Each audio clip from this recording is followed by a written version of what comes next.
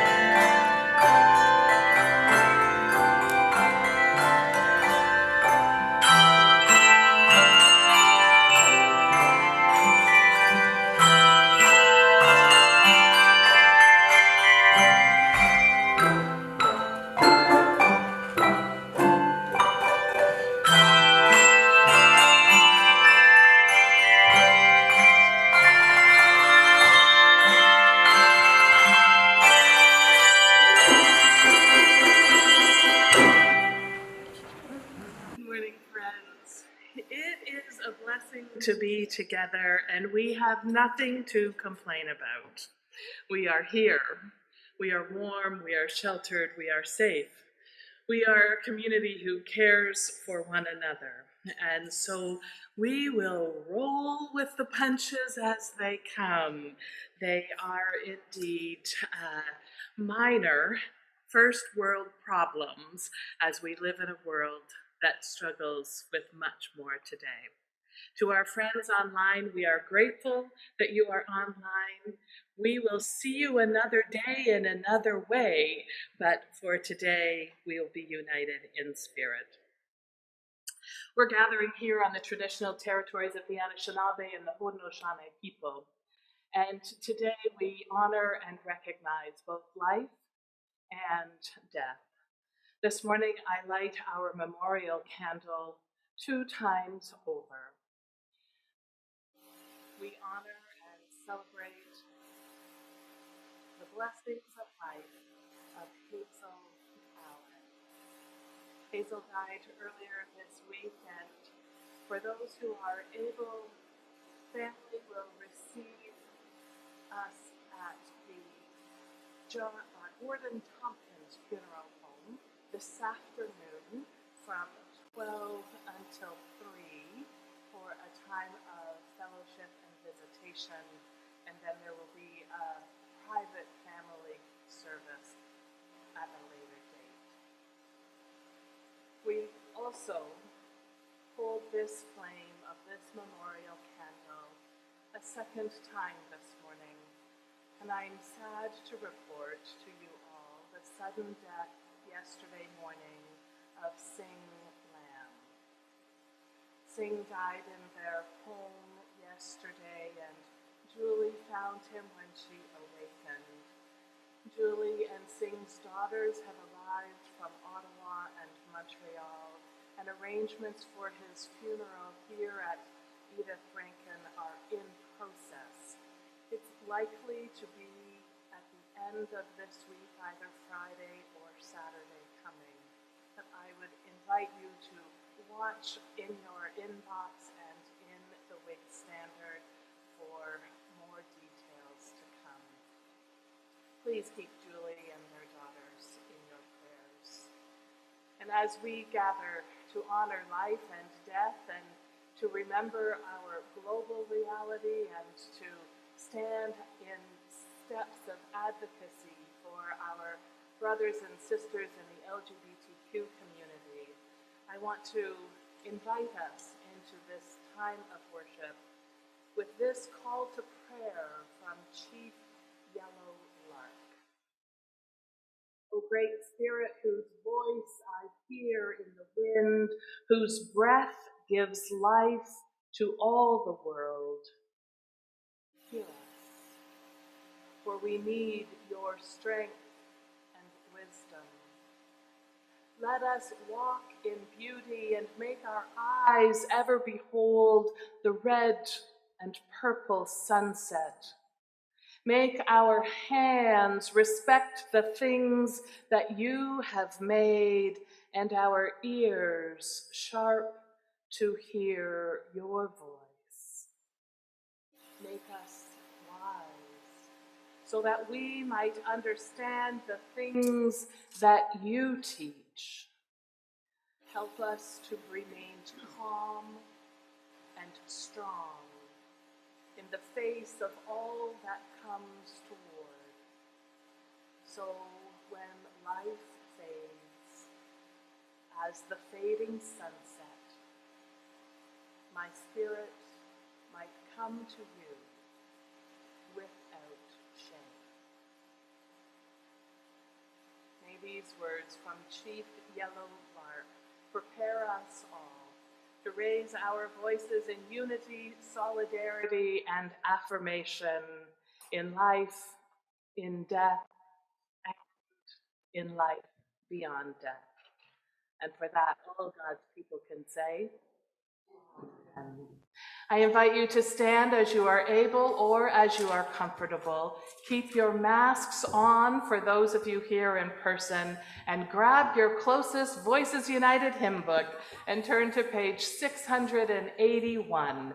And we're going to sing Where Cross the Crowded Ways of Life, verses 1, 2, 4, and 5.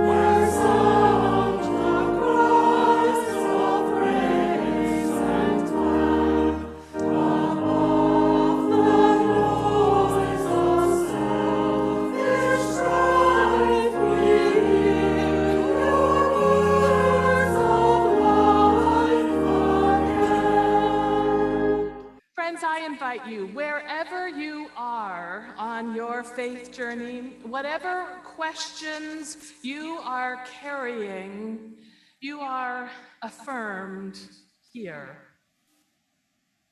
Friends, whomever you love, whatever your gender expression, whatever your sexual orientation, your ethnicity, or your race, or your ability, you are affirmed here.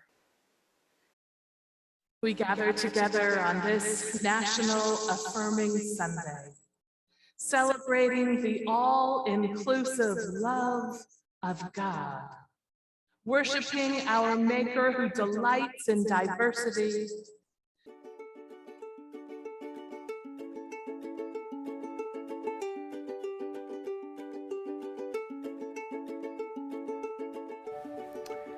Can you believe that the National Affirming P.I.E. Day is celebrating its 4th birthday on March 14th? It's been such a pleasure to see how faith communities across the country have leaned into being people who embody the unconditional love of God. Some of you are wondering, what does P.I.E. have to do with being affirming? Well, the acronym P.I.E., P-I-E, stands for Public, Intentional, and Explicit. Those 3 words are shorthand for we want to be faithful people in communities who are actively welcoming and affirming to the LGBTQIA and Two-Spirit communities. What we're really saying is, beyond the words in the statements, what does it look and feel like to be affirming in your community? This year's theme is Everyone Gets a Slice.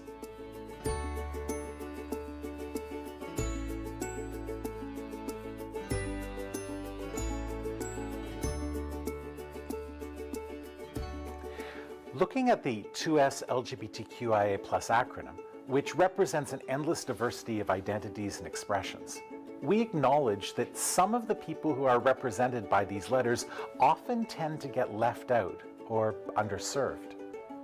I invite you and your ministry to consider which folks you may not have included in your affirming programming and educational efforts. For example, you could consider how to make your washrooms gender inclusive or all gender, or have single stalls available for those who don't feel comfortable or safe using the washroom that fits their gender identity. Or ask everyone in the community of faith to place their pronouns on their name tags. What about exploring ways to include bisexual or pansexual folks who can often feel invisible if they appear to be in a heterosexual partnership? Consider sharing stories from intersex or asexual people who often get left out of the acronym. You could invite a Two-Spirit person to share their experiences with your congregation, if they're willing. Or consider doing a book club with a book written by a Two-Spirit author. Those are just a handful of ideas to get your creativity flowing. As for me, I'm going to do some more learning about what it means to be non-binary and how the ways we speak in our liturgy emphasize a binary gender understanding of people and of God. The love of God and the P.I.E. of affirming never run out. We seek to be people of faith who live into the reality that everyone belongs and everyone gets a slice.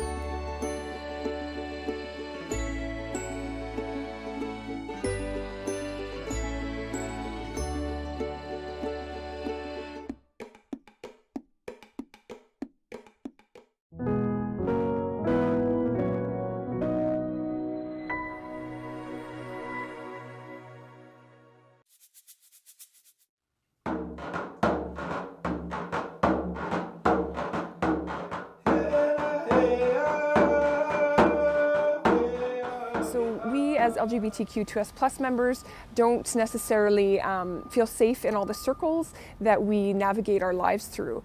And so in order to feel safe in a space, we have to be truly embraced and truly accepted for who we are and who we love.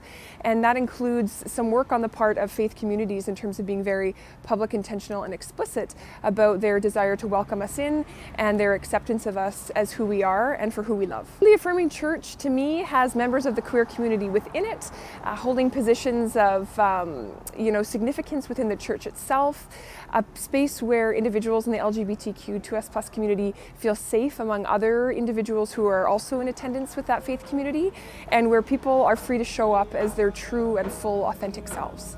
Certainly Kamloops United Church is a space, I think, where many members of the queer community feel very, very welcome. There are many very visible signs of inclusion outside the church. So there's the ramp as you walk up with the Pride colors, there's a Pride flag in the window, and as well on the outside of the church, a big affirming ministry sign that's there year-round. So for members of the local LGBTQ2S+ community, certainly it's a sign of welcome and embrace and open arms, and so certainly a space that we feel safe in occupying. For me, it's about safety. We want to believe that this is a safe place. I am a middle-aged, straight, white, Christian guy. Most of the world's a safe place for me. So I don't know that much about the marginalized. I mean, I try to empathize. In the affirming process, there's a body of knowledge there that this is what it means. This is what a safe place looks like. So let's do that. It's also a flag. It's a sign that says this is a safe place because it's been tested. It's met a standard. It's like the little green sign that you get in the restaurant window that says this is a safe place. At my age, I've been from when it was illegal to be gay to now being almost totally openly gay and not fearing for our lives. I had gone from Sunday school teacher, choir member, member in good standing with the church, to being escorted to the door because I told the truth during a meeting that I was gay. And there were sufficient people at that meeting who were not going to tolerate that. And so I was escorted to the door. In truth, it broke my heart. It took me a long time to come back. I did miss having a church to call home. Kamloops United Church is a really good example of an affirming church. Placement of that quilt is very intentional. When you come through the main sanctuary doors, that's the first thing you see, intentionally. The rule here is, it is never to be moved. Shall we gather at the river, where bright angel feet have trod, with its crystal tide forever, flowing by the throne of... So for Riverside to become an affirming congregation means a lot to me personally, because it means it's a place of inclusiveness. It means for someone like myself who is coming for the first time, I know that I can sit next to my partner and feel comfortable. I remember the first time we came to Riverside, we were very worried about thoughts and opinions of others, to the point where we would leave space in between us so that, we wouldn't get the awkward glances and such. So as we spent more time at Riverside, we came to know that this was an inclusive place, and we really were made to feel so welcome, and from that point forward we knew that this was a home for us. So I know there are a lot of people who are concerned about having the label of affirm attached to our community, because Riverside's already a very welcoming community to all sorts of people. And so there are people who maybe don't think that we need to have that label attached. But as somebody who is from the LGBT community, the label's really important, because for so many of us, we have been excluded from churches because of a label. And that word, affirm, really speaks to people who have been excluded, and specifically says that you are included. Coming from a religious background, I didn't always find the acceptance in my church, but I did find it in my family and friends. So to see McKillop being a church that's accepting and loving and affirming is amazing. I've been to the church, and I've been to events at the church, and I've always been so proud that you guys are there beside us. That visibility, because a lot of people are scared of churches because maybe their church didn't accept them, or they didn't feel that love, and maybe their family even dropped them. So there's a lot of stigma with churches and the LGBTQ community. So bringing that awareness that you do love us and you support us, and I know that. I hope you all know that. My impression of religion is that it's often wrought with lots of hypocrisy. And I think people always search to have that sense of community, to be a part of something. So one of the wonderful things about this church in particular is that I really feel that on a very genuine level. Harvest United Church, or any sort of church that affirms and lets people know that yes, we're going to stand up for you because that's our values and our principles, that means the world, and I think that can even be life-saving. I want to be part of a faith community that the circle is absolutely wide, that there is no one left on the outside and no uncertainty about being included. It's certainly not about who's out, but it's all about ensuring that everybody feels like they're in.